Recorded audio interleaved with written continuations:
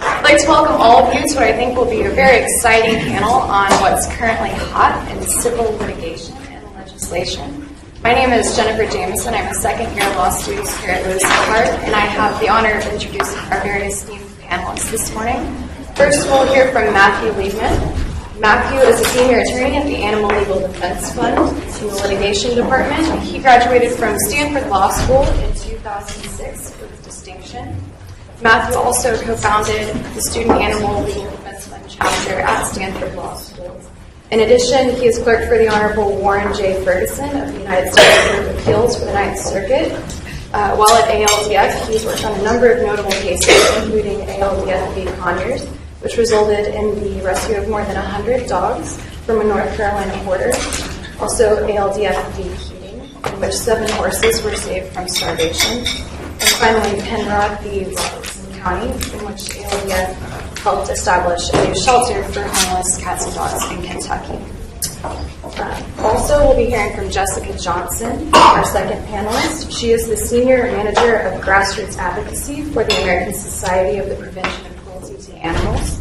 She is a graduate of Lewis & Clark Law School, where she received a JD, a certificate in Environmental and Natural Resources with a focus on animal law, or IT.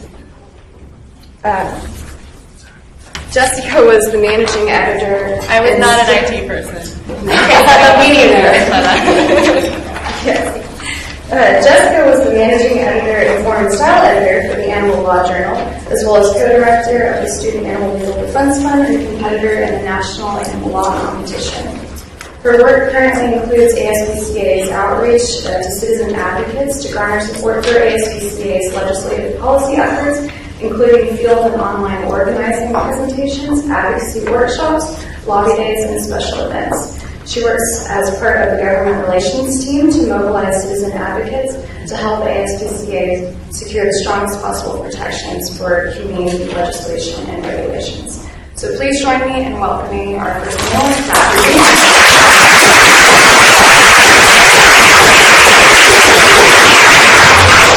Thanks, everyone.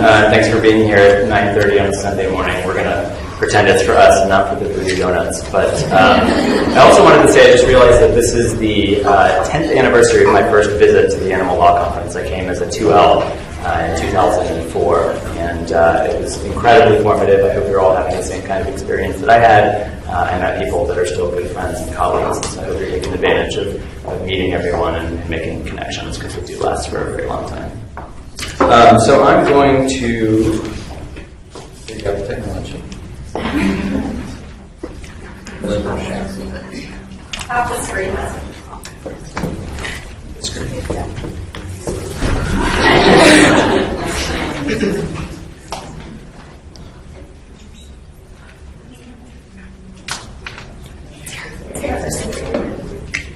You know that?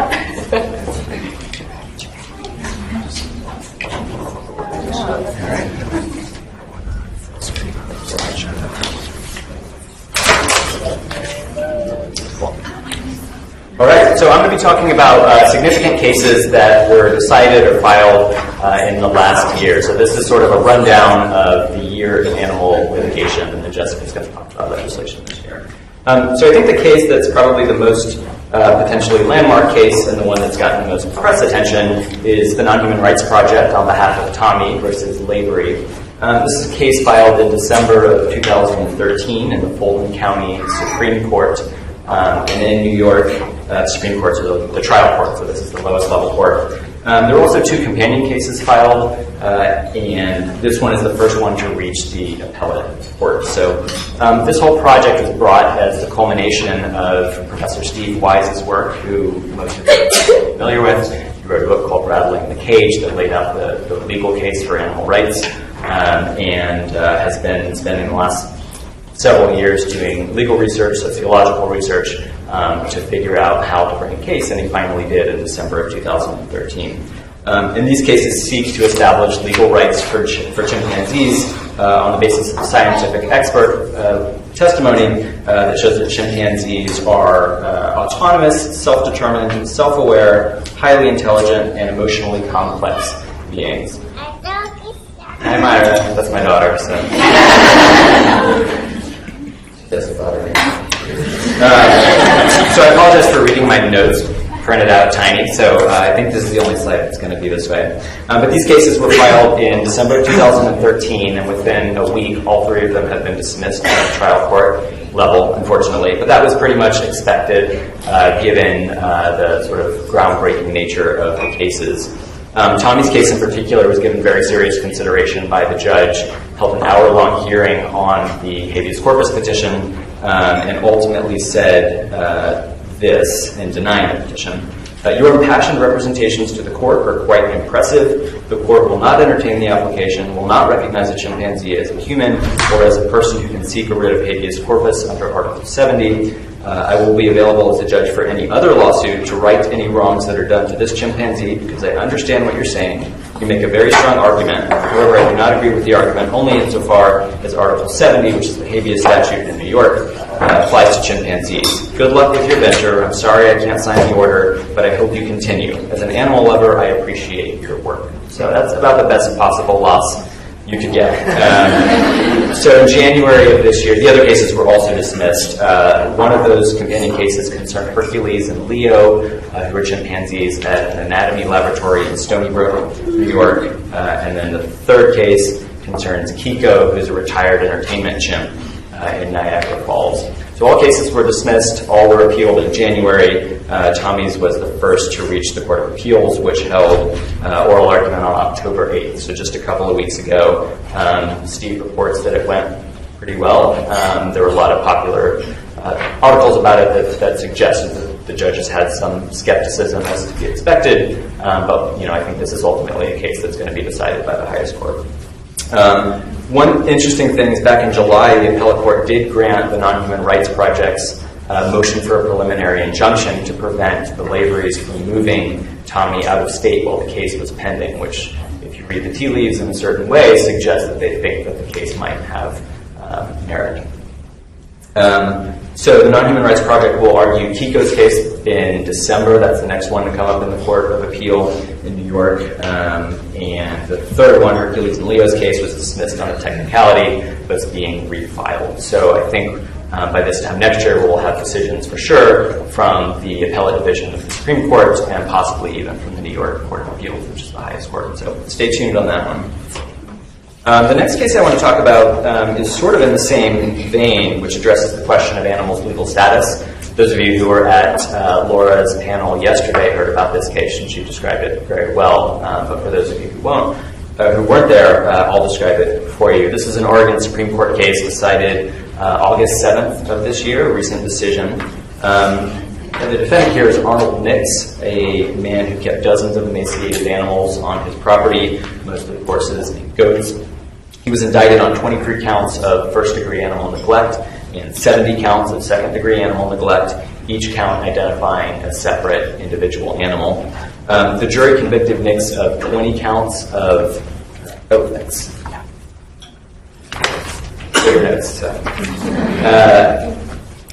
20 counts of second-degree animal neglect. Each of those convictions was for an individual animal. And the trial court, interestingly, merged the convictions. So there were 20 convictions and merged them into one, sentenced him to, I think, 90 days in jail and 3 years of supervised probation. The state argued that was an error under this statute, which is the anti-merger statute in Oregon. It says when the same conduct or criminal episode, though violating only one statutory provision, involves two or more victims, there are as many separately punishable offenses as there are victims. So obviously this raises the question of whether or not animals are victims for purposes of the anti-merger statute.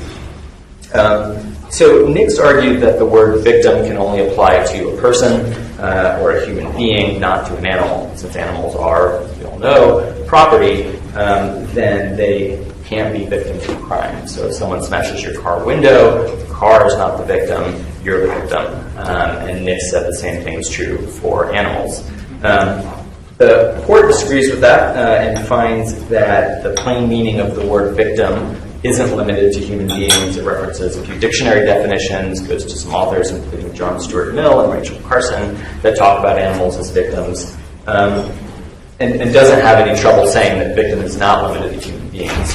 The other thing the court does is, under this anti-merger statute, to determine who the victim is, you look at the underlying statute. So in this case, to determine who the victim is for sentencing purposes, you look to the animal cruelty law. And so the question is, who suffers the harm that's an element of the offense, which raises an interesting philosophical question about why we have anti-cruelty laws in the first place. Are they to protect property? Are they to protect the sentimental connections of the animal's owners? Are they to protect public morals or social values? Or are they to protect the individual animals themselves? And that's actually the trajectory of how anti-cruelty laws have evolved. And so the court finds that in any reasonable sense of the word, the victim of animal cruelty offenses is the individual animal that suffers the neglect, injury, cruelty, torture, or death. And looking at the anti-cruelty code, it's pretty clear that what it's concerned with is the suffering of individual animals. And the court holds, and I'll quote it again, although early animal cruelty legislation may have been directed at protecting animals as property of their owners or as a means of promoting public morality, Oregon's animal cruelty laws have been rooted for nearly a century in a different legislative tradition of protecting individual animals themselves from suffering. So the court says animals are victims, you can't merge with convictions. It affirmed the Court of Appeals, reversing the trial court, and remanded for separate convictions on each of the 20 horse and goat victims and for resentencing. So obviously the significance for animal laws, if animals can be victims of their laws for which they're the beneficiaries, then they're starting to look like something like legal subjects, which is what many of us are shooting for. There's another Oregon Supreme Court case decided that Laura talked about in detail, so I'll just talk about that quickly. That's State versus Fessenden, which raised the question of whether the exigent circumstances exception to the warrant requirement of the Fourth Amendment applied where the suffering of an animal was the exigency, and the court held that, in fact, it did. So an officer could enter to provide food and to seize an animal even without a warrant, given that in this case a horse was on the break of starvation. One of the other interesting things about the Fessenden case is that the court actually specifically refers to the Non-Human Rights Project cases as evidence of the evolving legal status of animals. This all sort of ties together. The next set of cases I want to talk about decided this year involve constitutional challenges brought by animal abusers to challenge animal protection laws. And as people like Jessica and Nancy and Chris are successful at the legislatures in passing good animal protection laws, we can expect people who abuse animals to challenge those laws in court when they're prosecuted or even before. So this is a case, Missouri versus Harris, decided just a couple of weeks ago, October 2nd, in the Federal District Court for the Eastern District of California. It's a case challenging the companion legislation to Proposition 2. So essentially it's a ban on the sale of battery cage eggs in California. ALDF filed an amicus brief in this case, along with Compassion Over Killing and Farm Sanctuary, the Center for Food Safety, and others. So those coalitions we've been hearing about are coalescing around this issue as well. HSUS was an intervener in the case as well. So even though it's a case brought by a state on behalf of the industry against California, the animal protection movement has a voice in these things as amici and as interveners. So this case was brought in February by the state of Missouri and 5 other states, Nebraska, Oklahoma, Alabama, Kentucky, and Iowa, to challenge AB 1437, which is a California law set to go into effect this January 2015, which bans the sale of eggs that are produced not in compliance with Proposition 2, which I'll get to in just a second. These states are really large producers collectively. They export more than 1.5 billion shell eggs to California, so this is a market they really want to be participating in, and they want to be doing it in the cheapest way possible, which is cramming hens into battery cages.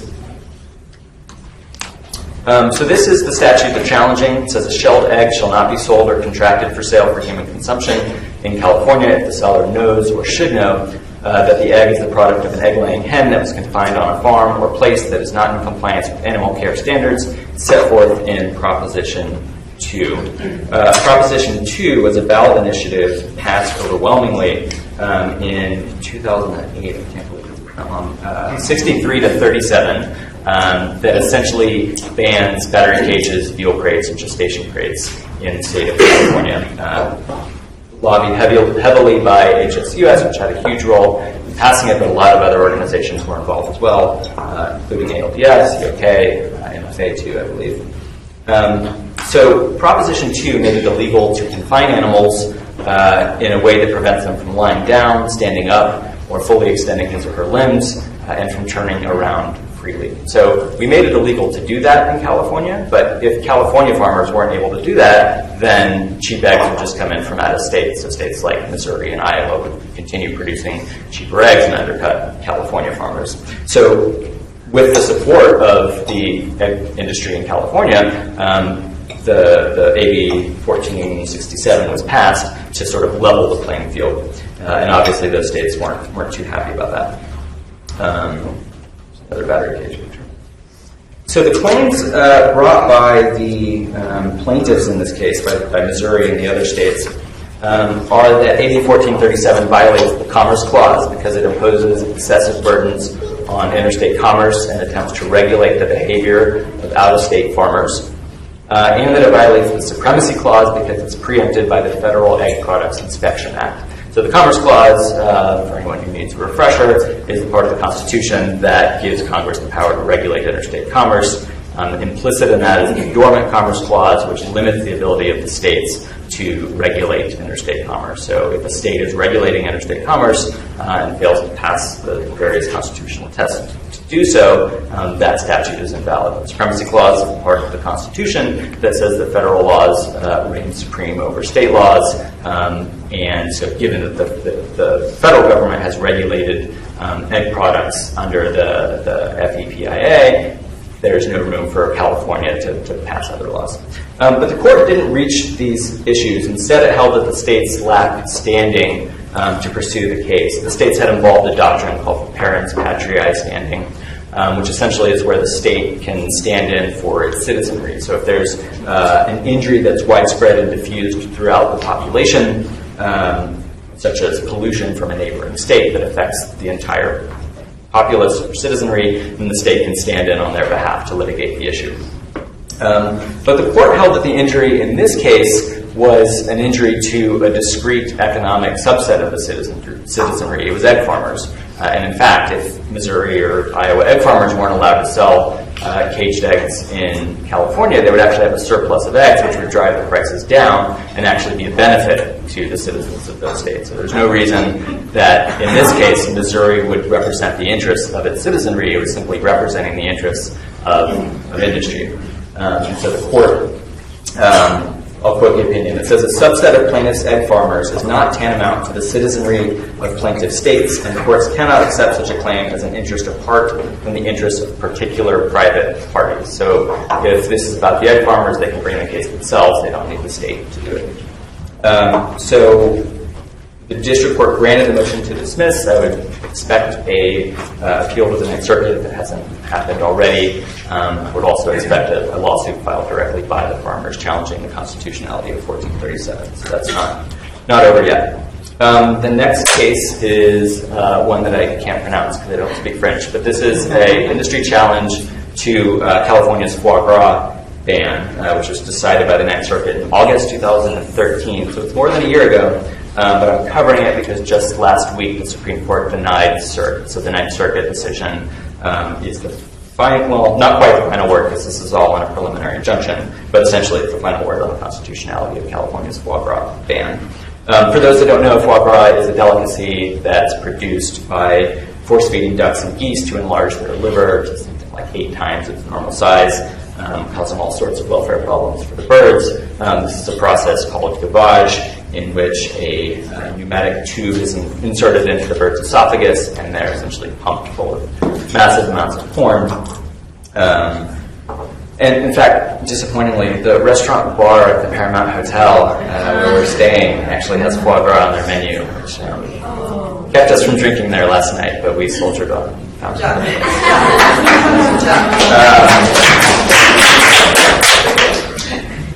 So they also raised similar claims. Actually, let me go through the statute first. So the law was passed in 2004, 10 years ago. It banned force-feeding birds and selling the products of force-fed birds. So it bans the production and sale of force-fed foie gras in California. The effective date was delayed to 2012, giving the industry 7.5 years to come into compliance, which I remember was a point of contention in 2004 when I came to the conference. Everyone was upset about the long phase-in period, but here we are more than 7.5 years later, and it's still the only state to have done it, so I think it's significant. The day after it went into effect in 2012, the plaintiffs, which are a Canadian foie gras producer, a U.S. foie gras producer, and a restaurant in L.A. that sells foie gras, or wants to sell foie gras, filed a suit in the Central District of California to have the law declared unconstitutional. And their claims are that the foie gras law violates the Due Process Clause because it's unconstitutionally vague and fails to give fair notice of what it prohibits, and that it violates the Commerce Clause, again, because it burdens interstate commerce. So these foie gras farmers in New York and Canada want to be able to sell their product in California, but can't because of the laws. On the due process vagueness claim, the plaintiffs had argued that this red phrase was too vague to give them adequate notice of what the law prohibits, what's more food than a typical bird of the same species would consume voluntarily. But the Ninth Circuit is not sympathetic to the argument. They say, look, you take birds, you stick a metal pipe down their throat and pump them full of corn. Like, that's force feeding. There might be marginal cases where it's tough to determine, but in a vagueness challenge that's not based on the First Amendment, you don't get to invoke marginal cases that are hypothetical. You just look at the conduct as applied to these particular plaintiffs, and given that there's no question that they're force-feeding ducks to produce foie gras, they can't pursue the vagueness claim. As to the interstate commerce claim, the court finds that the law doesn't discriminate against out-of-state commerce. The Dormant Commerce Clause is essentially intended to prevent state protectionism, and here there was no reason to believe that this was favoritism towards California foie gras producers. It was an across-the-board ban on the sale and production, so it applied equally to California farmers as to New York farmers, and also found that it didn't substantially burden interstate commerce, and to the extent that it was any burden at all on the right to ship foie gras in interstate commerce, that was outweighed by the local interest that the state had in protecting animals. So like I said, that was on a preliminary injunction. It'll go back down for any further proceedings, but I don't think there's much left for the industry to do. Next case I want to talk about is United States versus Richards. I'm not going to show you any pictures on this because it's just too disturbing. This is a Fifth Circuit decision from June involving crush videos. Two people charged of violating the new anti-crush law. Here's how the court describes the videos at issue here. If you're squeamish, you should consider plugging your ears. Defendants, appellees, Ashley Nicole Richards and Brent Justice were charged with 4 counts of creating and 1 count of distributing animal crush videos. In these videos, Richards is the person performing, while Justice is the person behind the camera. Generally, the videos portray Richards binding animals, a kitten, a puppy, and a rooster, sticking the heels of her shoes into them, chopping off their limbs with a cleaver, removing their innards, ripping off their heads, and urinating on them. Richards is scantily clad and talks to both the animals and the camera, making panting noises and using phrases such as, "You'd like that." So this case involves a statute that was passed in 2010 after the Supreme Court, in a case called United States versus Stevens, invalidated the previous crush video law. In Stevens, the court held that Section 48, 18 U.S.C. 48, which prohibited the creation and possession of depictions of animal cruelty, was so broadly defined that it covered all sorts of protected speech. And so the court didn't expressly say that crush videos were protected speech. It just said the old version of Section 48 was too broad to survive constitutional scrutiny. In that case, the defendant had been accused of producing and distributing dogfighting videos. It was a different set of facts as well. After Stevens, Congress narrowed the law to look like this. It just prohibits the creation and distribution of crush videos, which it describes as any photograph, motion picture film, video, or digital recording, or electronic image that depicts actual conduct in which one or more living non-human animals, birds, reptiles, or amphibians is intentionally crushed, burned, drowned, suffocated, impaled, or otherwise subjected to serious bodily injury. And 2 is obscene. And that is obscene part is very significant, and that's sort of the linchpin of whether or not the statute is constitutional, because obscenity is one of the few categories of speech that the Supreme Court has said is not protected. So obscenity receives no First Amendment protection. If we define crush videos in such a way to limit them to obscenity, then we don't have the constitutional problem we had in Stevens.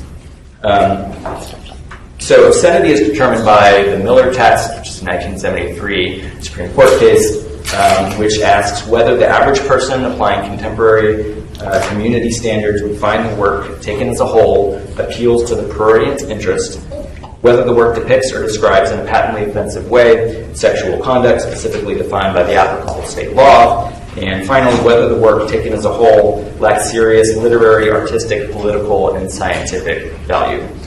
So the district court actually dismissed the criminal charges against Richards and Justice, holding that Section 48 was unconstitutional because crush videos are not necessarily obscene. You could conceptualize a crush video or a video in which an animal is subjected to the conduct described in subpoint 1 that didn't involve anything overtly sexual, just an animal being crushed.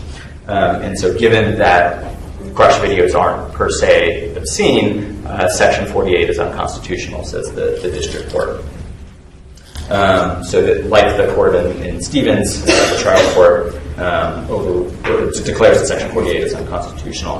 The Fifth Circuit rightly reverses and holds that the statute defines crush videos to only apply to those videos that meet the Miller test. So since the statute incorporates the word obscene, it incorporates the Miller test. So by definition, the way that this statute defines crush videos only applies to those crush videos that have a sexual overtone and therefore are obscene and therefore unprotected and prescribable by Congress.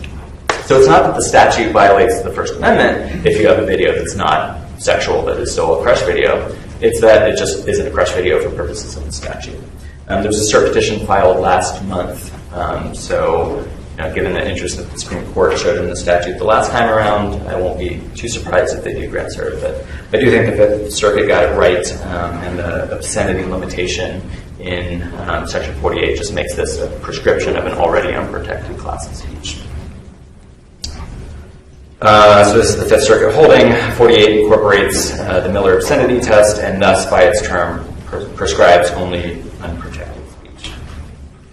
Another case on this issue of the industry challenging things that it doesn't like is the American Meat Institute versus USDA. This is a case decided by the D.C. Circuit en banc in July of 2014 concerns regulations promulgated by the USDA requiring meat products to list the country in which the animal was born, raised, and slaughtered. So package labels would look something like this. Country of origin, from cattle born in Mexico, raised and slaughtered in the United States. It's called country of origin labeling, or COOL.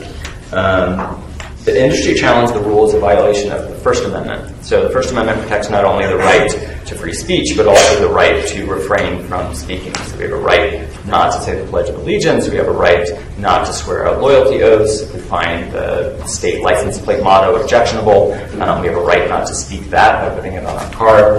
And industry has used that doctrine to limit forced disclosures by the government. So they say, if you're going to make us label something, you're compelling us to speak something that we wouldn't otherwise speak.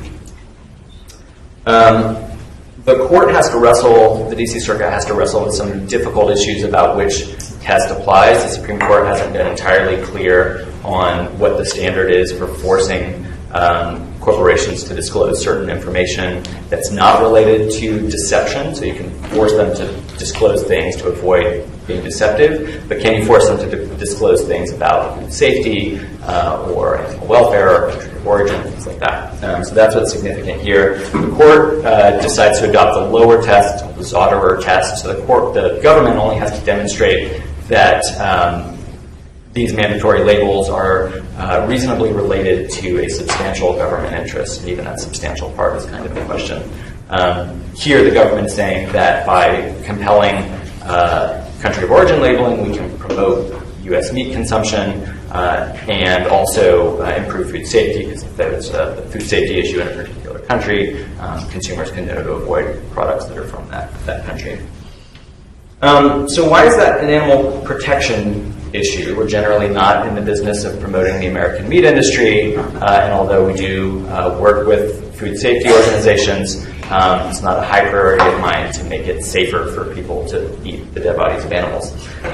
What I think is significant about, well, I guess another thing is that if you've seen undercover investigations, like the one Chris showed at the Ag talk, you should know that a label that says from cattle born, raised, and slaughtered in the United States should give you no more comfort than a label that says born, raised, and slaughtered anywhere else.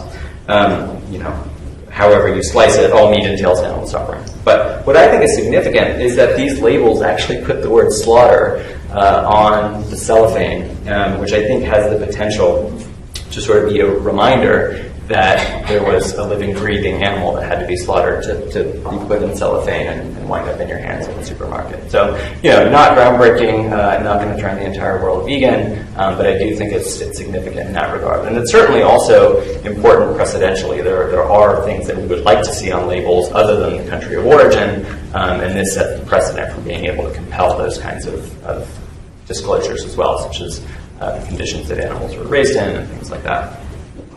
The next set of cases I want to talk about, go ahead. Okay. Is sort of the opposite of that. This is cases in which we as a movement are challenging laws that have been passed that hurt us rather than industry challenging laws that help animals. In this Blimp versus Holder is the case from the First Circuit on the constitutionality of the Animal Enterprise Terrorism Act.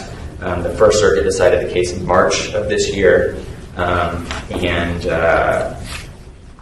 for those who aren't aware, the Animal Enterprise Terrorism Act essentially makes it a crime for the purpose of damaging or interfering with the operations of an animal enterprise, intentionally damaging or causing the loss of any real or personal property of the facility, or intentionally placing a person in reasonable fear of the death of or serious bodily injury to that person by a course of conduct involving threats, acts of vandalism, property damage, criminal trespass, harassment, or intimidation.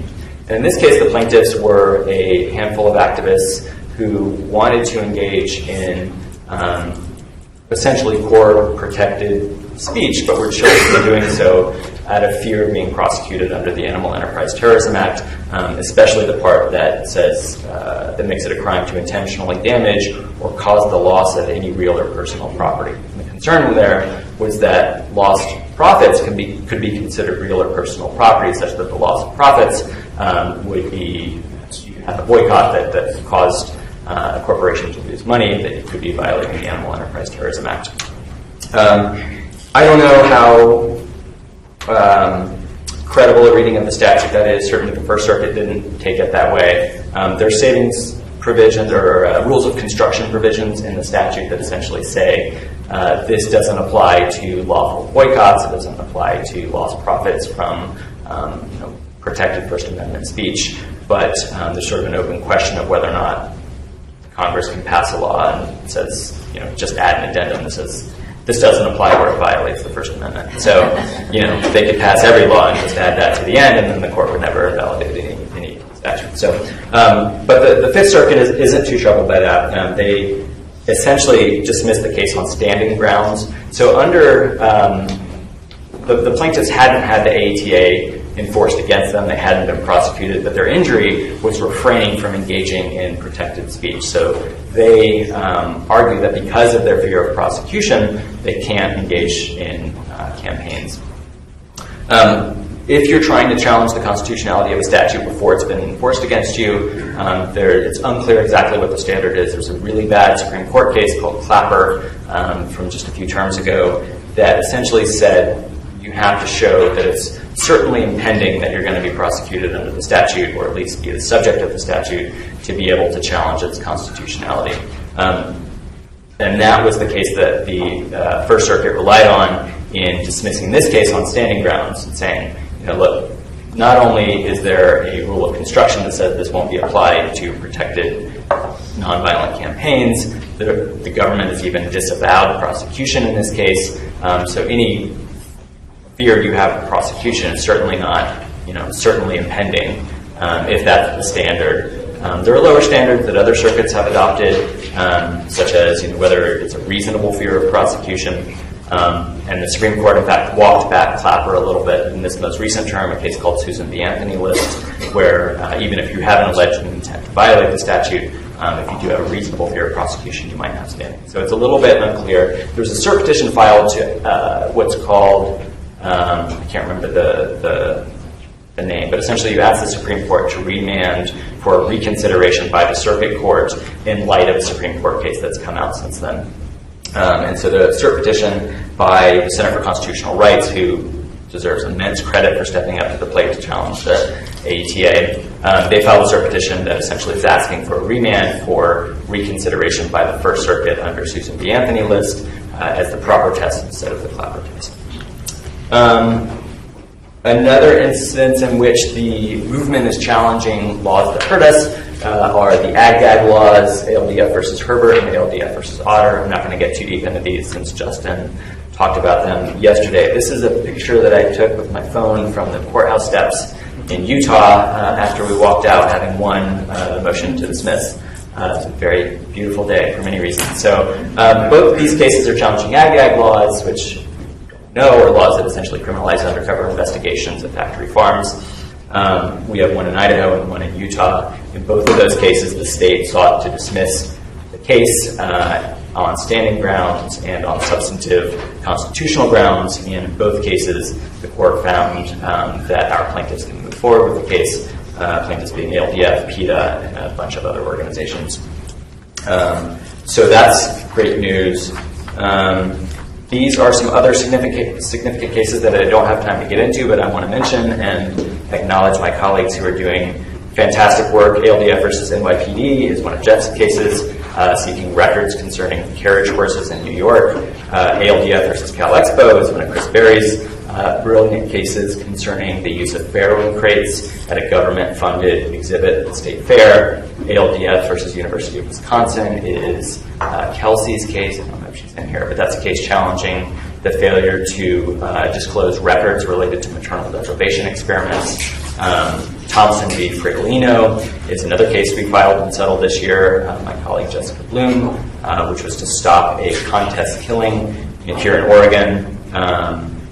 SeaWorld versus Perez is a really significant case concerning captive orcas. Essentially is a holding that OSHA can prohibit trainers from having direct contact with orcas, which really, I think, does a number to SeaWorld's business model.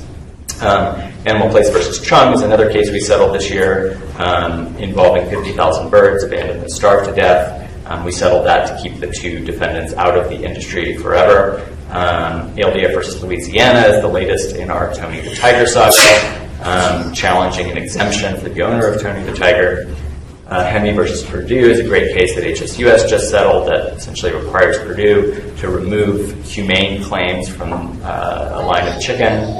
And ALDF versus Great Bull Run also survived a motion to dismiss. This is our lawsuit with PETA to challenge the Great Bull Run, which is idiocy imported. And I also want to acknowledge Wendy, our paralegal, without whom all of this would not be possible. So I'm out of time, but thank you very much.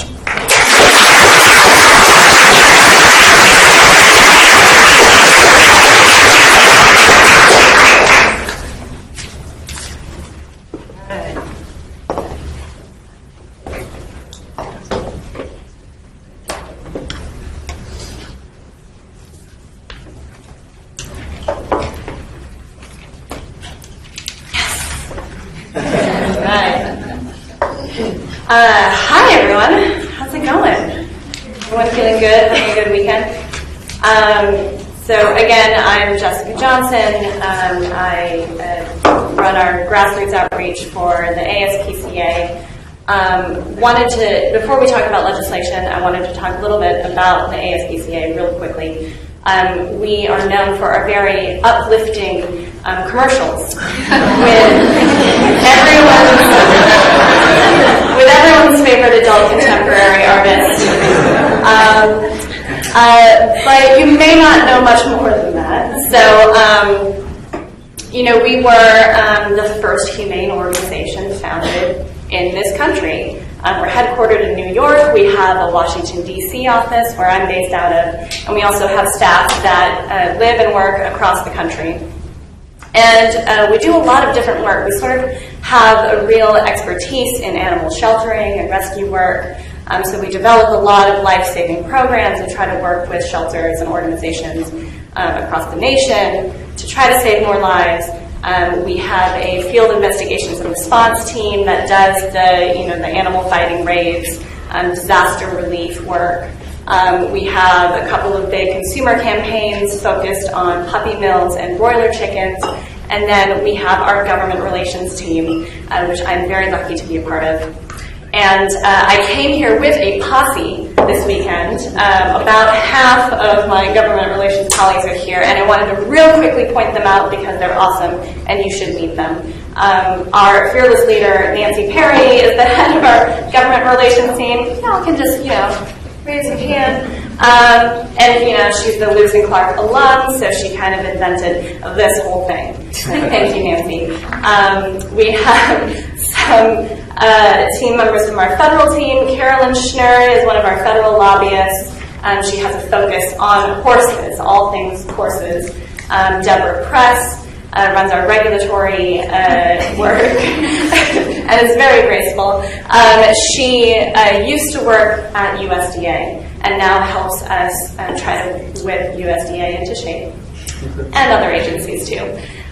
We also have a slew of our state lobbyists. I see Kevin O'Neill, who's on the West Coast, based out of California, also covers Oregon, Washington, and Nevada. I know Vicki Diesner is somewhere out here. Vicki, she's our Midwest gal, based out of Ohio, also covers Indiana, Illinois, Michigan, and Kentucky. Is Deborah Bresch in the room? She's not here. Okay, but she's holding down the Mid-Atlantic. She's in New Jersey, covers Connecticut, Pennsylvania, and Rhode Island. And Chloe Waterman is our state legislative coordinator, kind of the backbone for the whole state team, also focuses and lobbies in Maryland and Virginia. I call her the encyclopedia because she knows everything. So the nature of my work is that I get to be a little bit of a generalist, which has its pros and cons, but these are the folks that are in the trenches lobbying every day on these issues. So if you ask me really specific questions later, I might have to phone a friend. I also have to point out Audrey Perdue is my grassroots partner in crime. If you're thinking to yourself, Jessica, she seems cool, but I wish she had a southern accent. Audrey is her girl. She also manages our internship program. So if any of you want to spend a summer or a semester in D.C. and hang out with us, talk to Audrey. Okay, so in preparing for this talk, I was thinking about what to cover because, we hear a lot about government gridlock and there's not a lot happening. And I think as animal advocates, progress is slower than we wish it would be. As long as there is pain and suffering out there that could be alleviated by better laws, then those laws cannot come soon enough. And yet there's so much to talk about. There's so much that happened in the past year. So I couldn't possibly talk about it all. But I wanted to be sure to point out a couple of important things. I want to talk about where we have momentum, where we're seeing sort of broad movement on a particular issue. I want to talk about where we are reaching the finish line on an issue and just taking care of business. I want to be sure to talk about anything new and promising in legislative work, or possibly new and frightening that we need to fight against.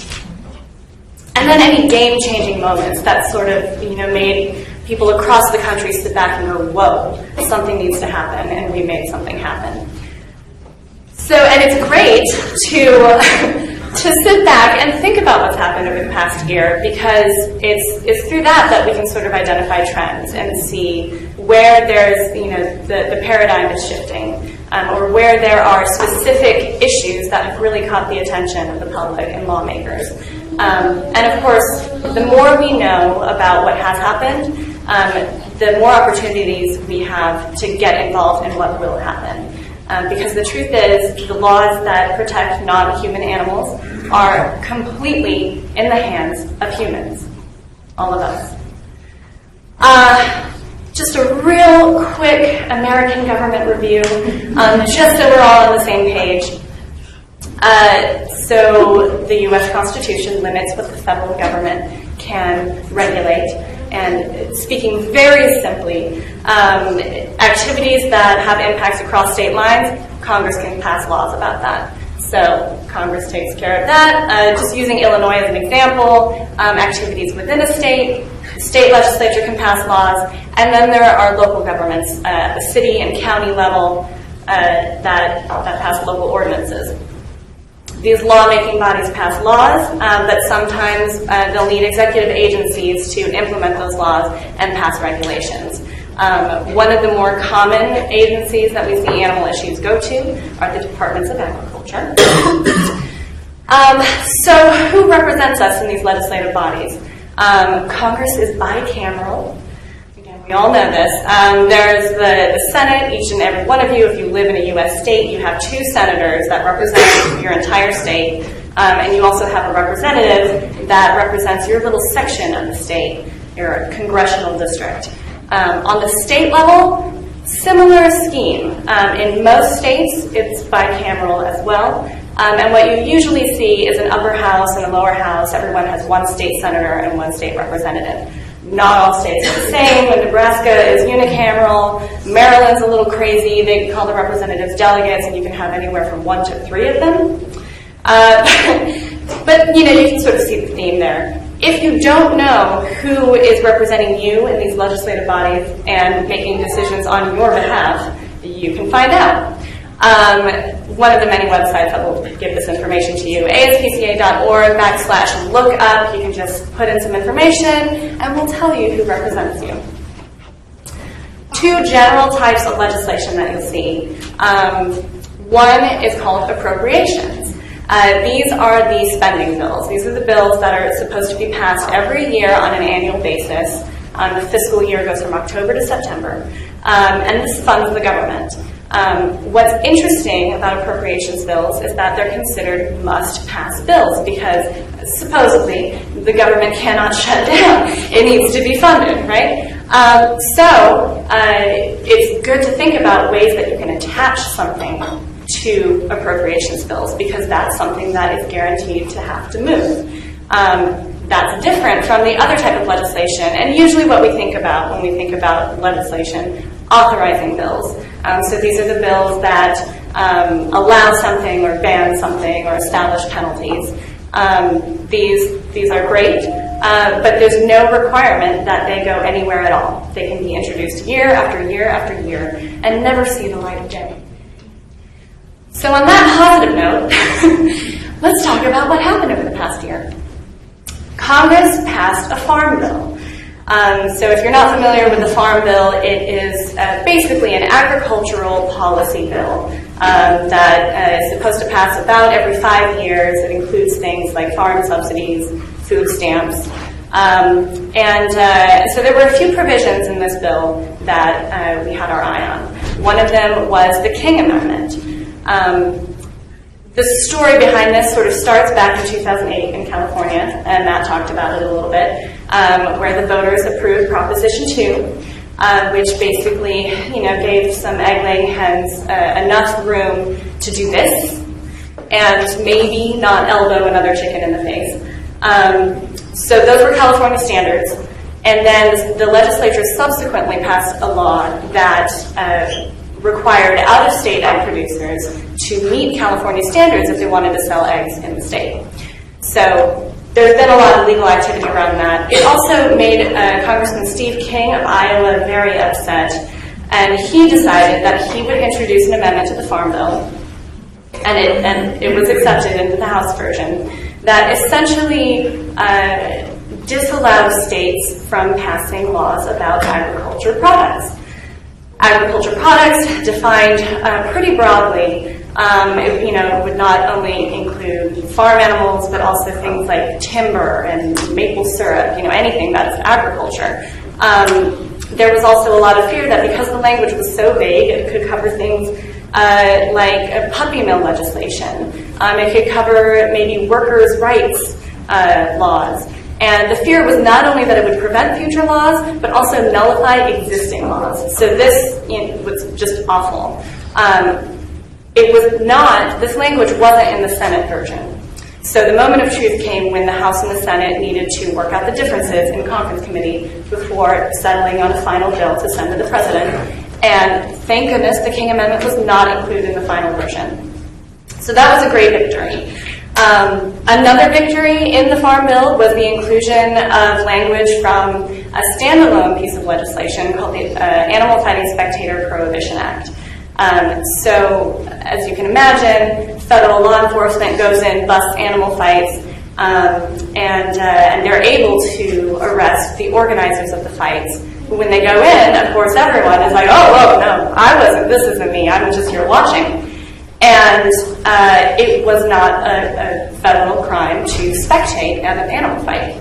So this language took care of that. There are now penalties for spectating. It's also now a federal crime to bring a minor to an organized animal fight. So that was added to both the House and Senate version. In the final version, passed into law. The other sort of interesting thing that happened was that the Farm Bill gave the USDA authority to exempt de minimis businesses from Animal Welfare Act oversight. So this means that if an animal facility that would otherwise need to be licensed and inspected by the USDA, so zoos, large-scale breeders, research facilities, if they have few enough animals, they might be able to be exempted from license and inspection altogether. So USDA first needs to define what de minimis means. So that is in the works, and we are keeping a close eye on it and trying to work with them to make sure that what they decide the definition is doesn't exempt a broad swath of facilities that really do need to be regulated if we want to ensure any semblance of humane treatment.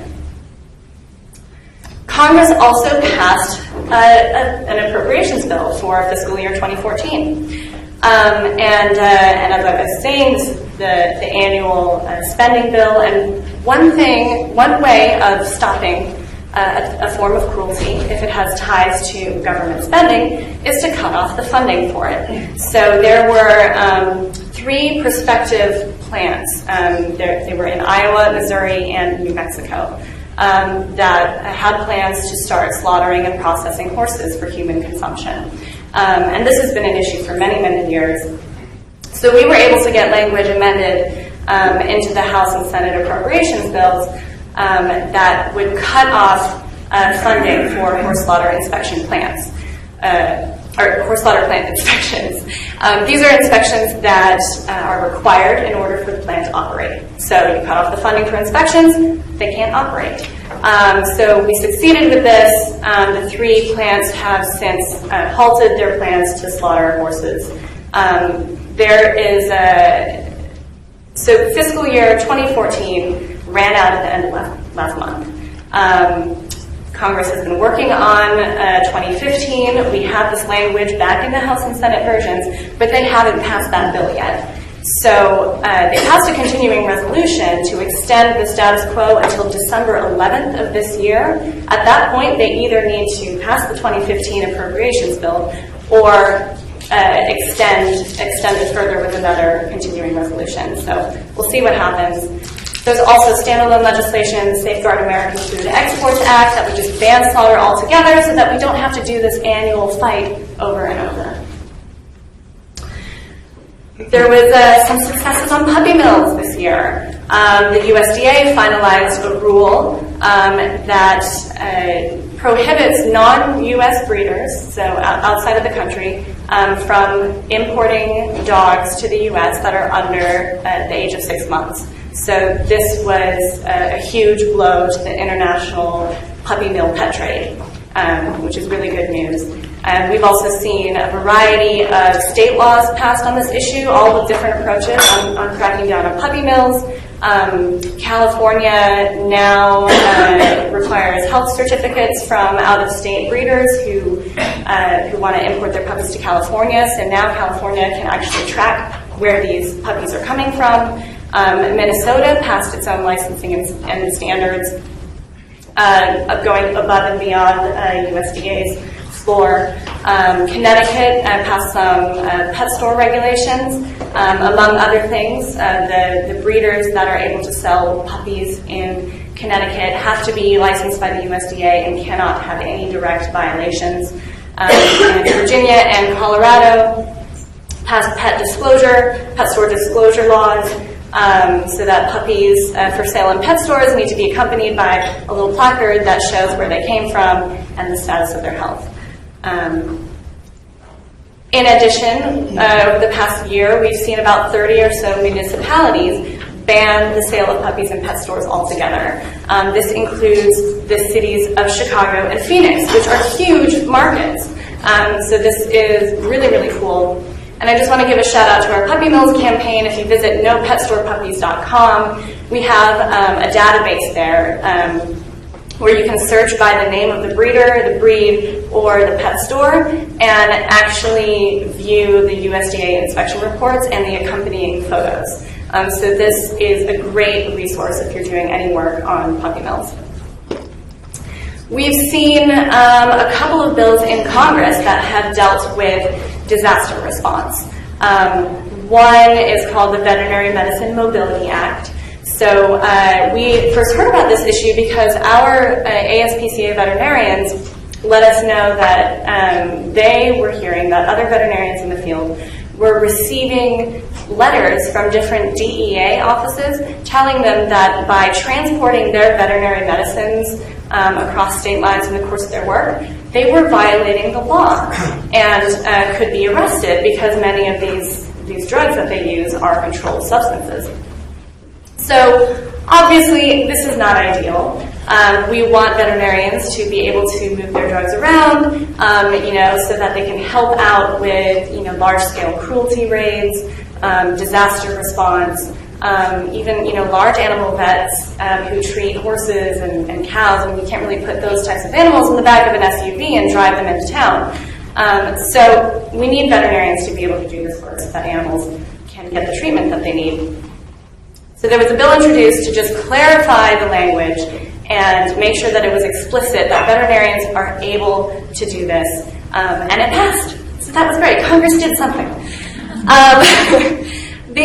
Another bill that we've seen introduced in Congress would require USDA licensees, so again, zoos, breeders, research facilities, requires them to have a documented plan of care for their animals in the event of a disaster. So that makes sense. If a zoo is on the East Coast, they should have a plan for what to do with the animals if a hurricane hits the coast. So this is pending. It wasn't even Congress's idea. It was actually USDA's idea. And they finalized the rule. It was a done deal, requiring the same exact thing. Then they announced that they were not going to enforce it largely because of a Washington Post article written about a magician in Missouri that was upset about having to develop a disaster plan for the rabbit that he used in his act. So Marty the magician left USDA quaking in their boots, and they have stalled enforcement. So hoping that the bill in Congress can either take care of business or maybe put pressure on USDA to do something and start enforcing this their rule. we've continued to see an acknowledgement of the link between domestic violence and animal cruelty. So a really interesting bill introduced recently in Congress called the Pet and Women Safety Act, or the PAWS Act. We all love a good acronym. This bill expands VAWA, specifically its stalking provisions, to make it a criminal offense to cross state lines in order to injure a pet, which is really great. I mean, we've all seen the statistics, the number of domestic violence victims who are not able to seek the help that they need, can't get themselves to find help because they don't want to leave their pets, because their pets are also threatened.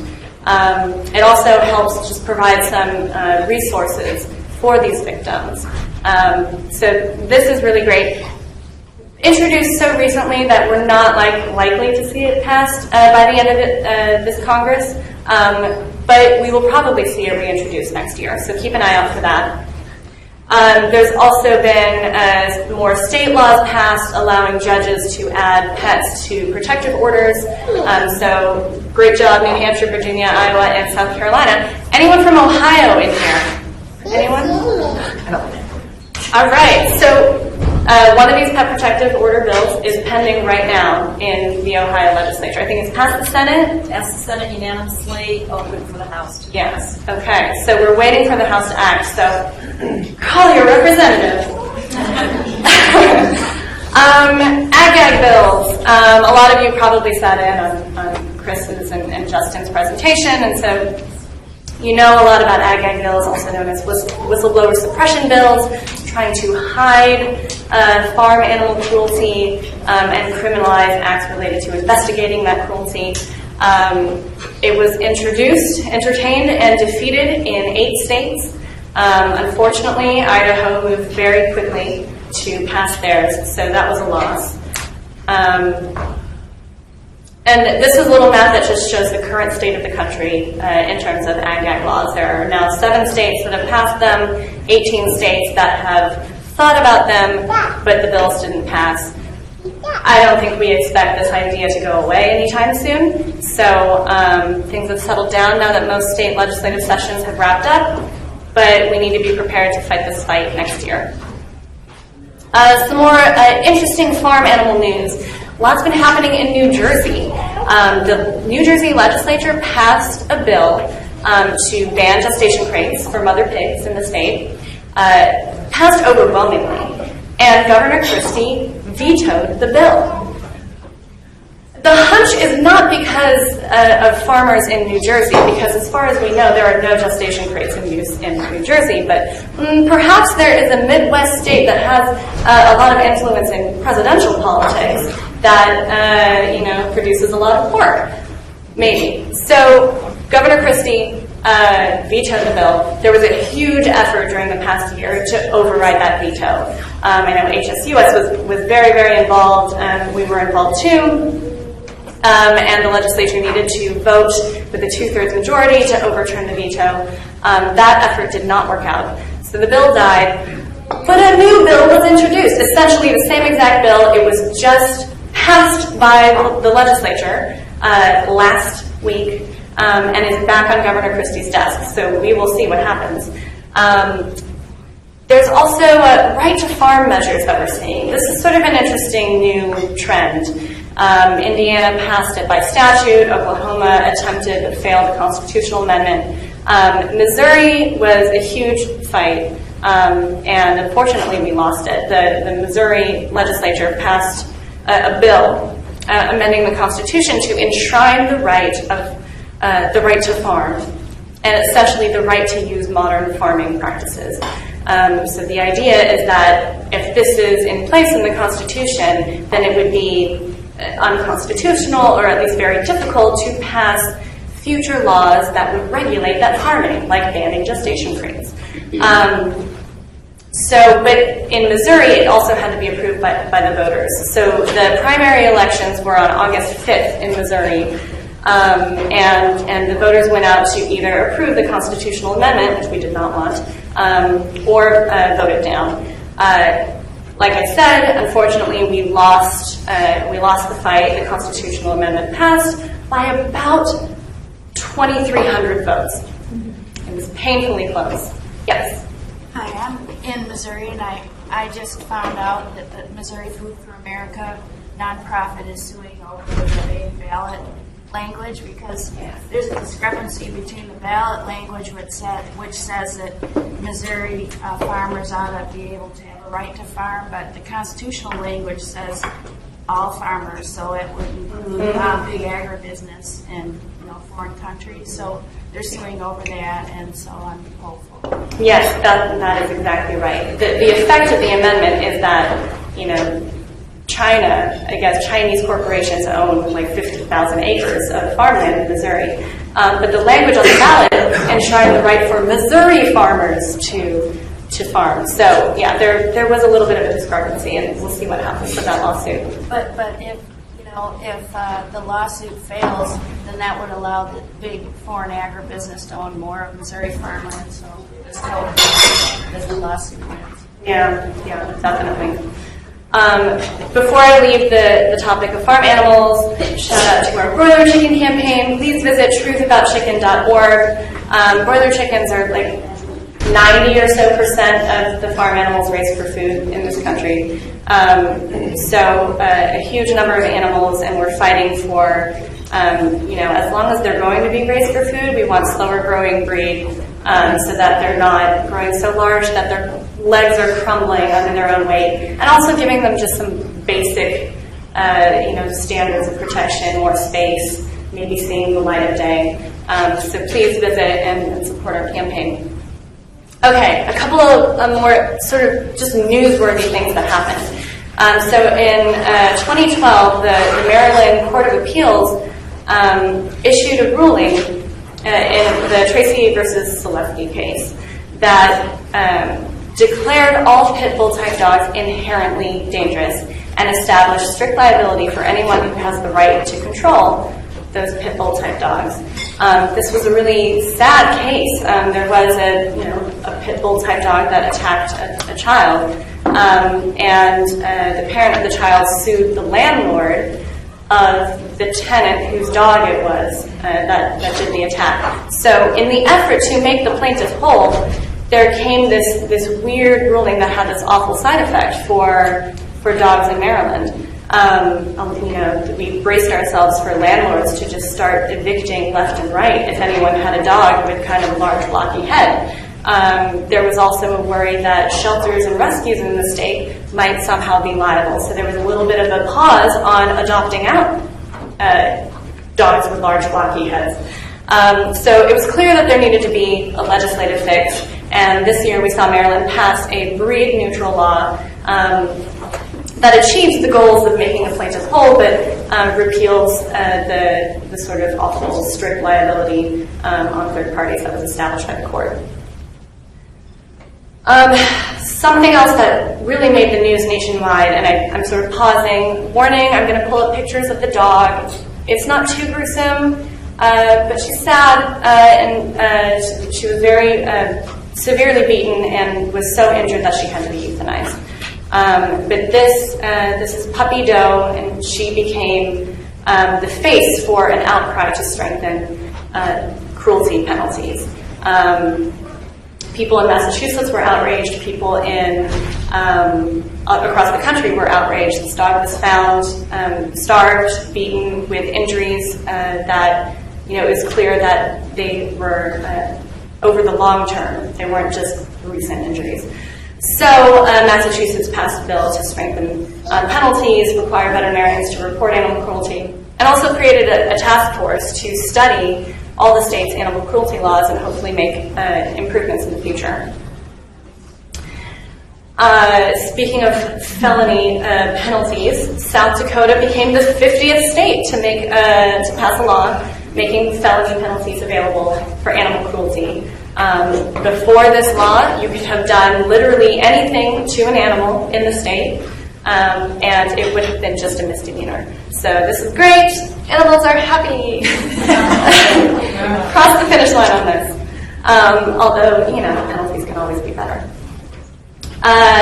It is election season, so I'm going to talk about a couple of ballot measures that are up and running. In Michigan, I could spend all day talking about the whole backstory here, but basically, the legislature passed a couple of bad laws for wolves. One, allowing a wolf hunting season, and two, then moving the power to make decisions about wildlife management, including what species to be hunted, moving that from the legislature and the power of the people to an executive agency of 7 politically appointed people, none of whom are wildlife scientists. So the two measures, proposals 1 and 2 on the Michigan ballot, we want no votes on those in order to repeal the laws that the legislature passed. In Maine, a fairly straightforward measure that would ban trapping, baiting, and hounding of bears in the state. We want a yes vote on question 1.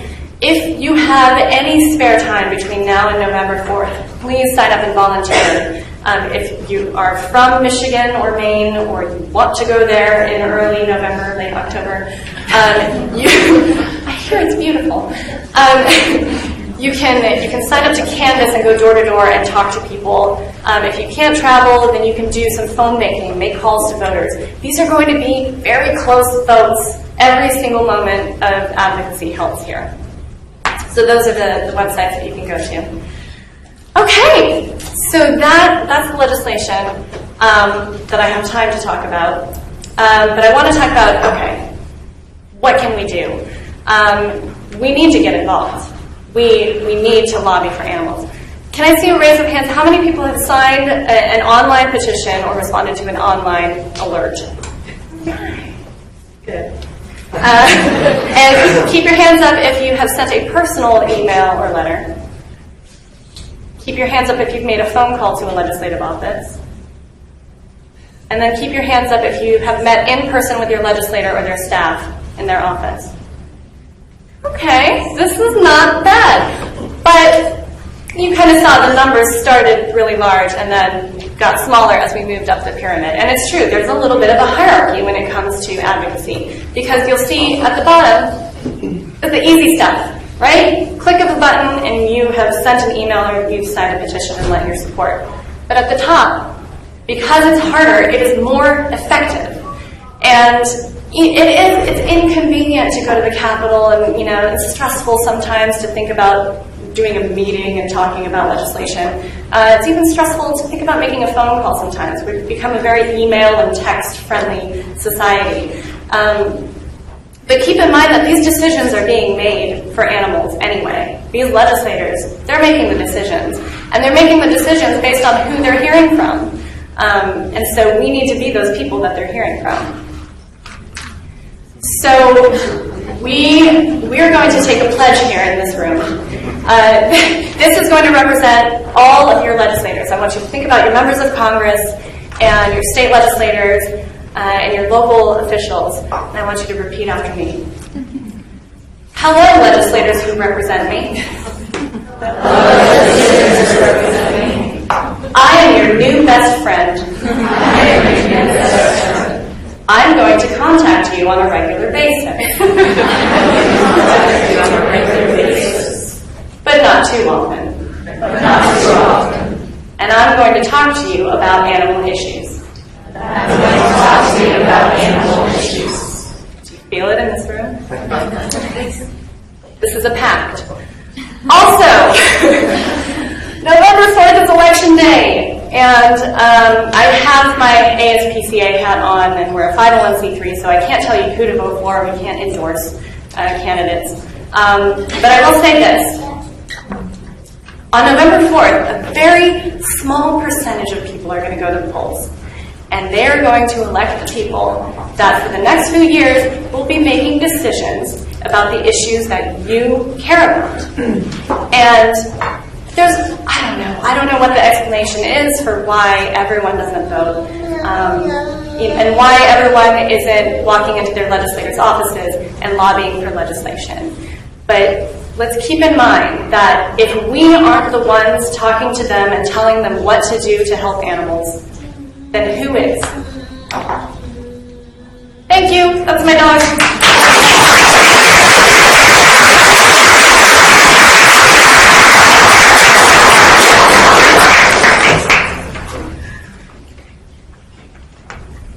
Okay. questions. If you want to list directing your question to. Hi. You mentioned Spectator Prohibition. I was wondering if that could somehow work against us when it comes to like undercover investigations. Like, can those be linked? I don't know. I don't think so. I think it would be really, really hard, at least, to prove the case through a conviction, because there has to be an intent behind it. So I don't think so. Yeah. I have a question about the crush videos. Why is that law at all necessary? Because I presume the individuals can be tried under the existing animal cruelty statute for the underlying behavior that's captured on video. So why is that an issue for us? It's actually pretty difficult to find the person performing in the video. They're usually not showing their face. That was one of the rationales behind passing the crush video law. In this case, they do know, in the Richards case, they do know that these were the two people not only possessing and distributing the videos, but also creating them. So they were also charged with state animal cruelty charges, but also the federal crush video charges as well. So on the topic of lobbying, I'm just wondering, this is something that anybody can do. So I was wondering if you could elaborate a little bit about, how people who are lobbyists for a living, how what they do differs from what the average citizen could do. Well, I will say this. I mean, it's great to be a professional lobbyist and feel like you can dedicate your life and make a living doing something that you care about. I'm speaking for myself and not maybe, the hired guns that work for whoever. And there's some benefits from that, but the truth is that the lobbyists that are visiting the variety of legislative offices, they're not necessarily constituents. And legislators, when it comes down to it, they really care about who their constituent is. Because those are the people who have a hand in electing them and can hold them accountable. So they feel like they need to respond to that, maybe more than they need to respond to a paid lobbyist. So in many ways, I think regular citizens have much more power than any of us. We're lucky to have a team and resources and to have more time. I mean, I imagine a lot of citizen advocates have day jobs, so they have to balance that. But it's really about the power of the people. And just to follow up really quickly, what is it then about these, big ag lobbyists that so many of them probably are not constituents of the legislators that they're working with? What makes them so powerful? It's the money, but how does that translate? It is the money. A lot of the lobbying organizations that represent big agriculture and other corporations, they are for-profit, so they're not limited in what they can do, and they can give a lot of money to election campaigns. And that's how they get to put they get to hit their pressure points in that way. The ASPCA, because we're a 501c3, we can't endorse, we can't give money, but what we do have, and what the whole nonprofit animal community has, is the people.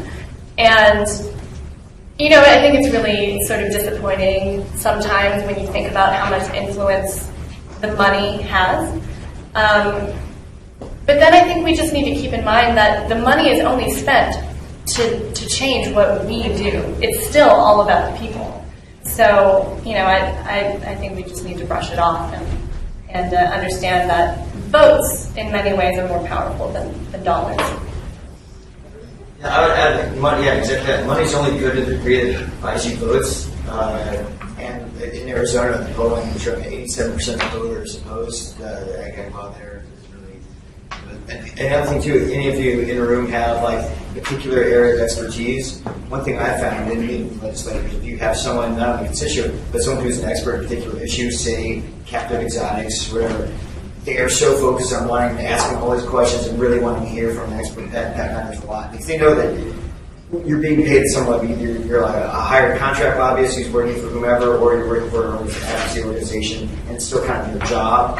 So they kind of take that with a grain of salt a little bit, but constituents and actual experts really do have a lot of sway. Sure.